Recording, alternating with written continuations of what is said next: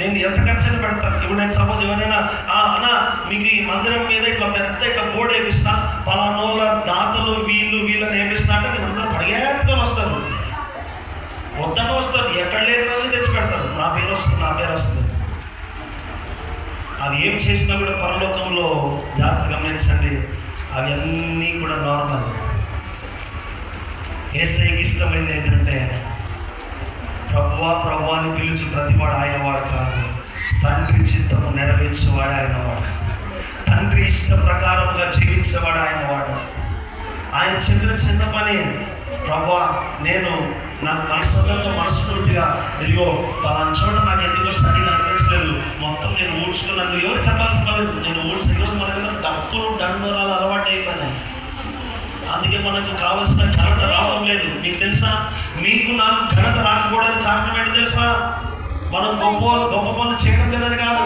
మనం press on అంటే accelerator ఏం చేస్తారు కారులో, మనం ముందుకు తొక్కుతాం, కారుతో తొక్కుతూ ఉంటాం. ప్రెస్ ఆన్ అంటే నువ్వు ముందుకు వెళ్ళాలి.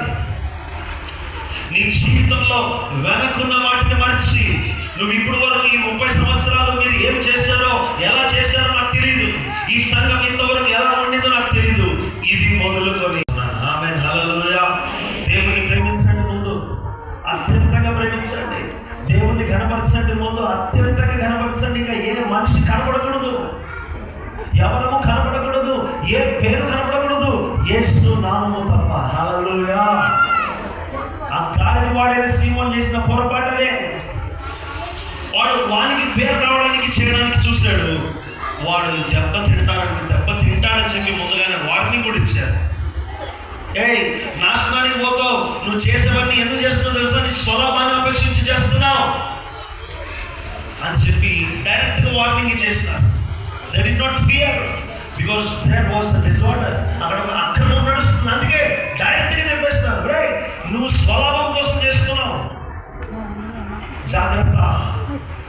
దేవుని మహిమ కొరకు చేయడానికి అందరికీ ఆ ఆత్మదేవుడు మనందరికీ వరములను ఇస్తూ ఉన్నాడు. హల్లెలూయా.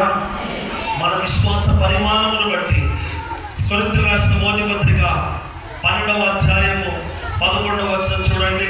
కొరింథీయులకు రాసిన మొదటి పత్రిక 12వ అధ్యాయం 11వ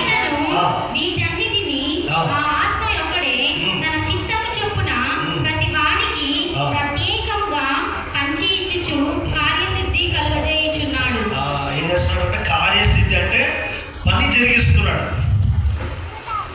మనం అనుకుంటాం నా వల్లనే జరుగుతుంది, నీ వల్ల ఏం జరగదు, అది గుర్తుపెట్టుకో. మన వల్ల ఏమీ జరగదు.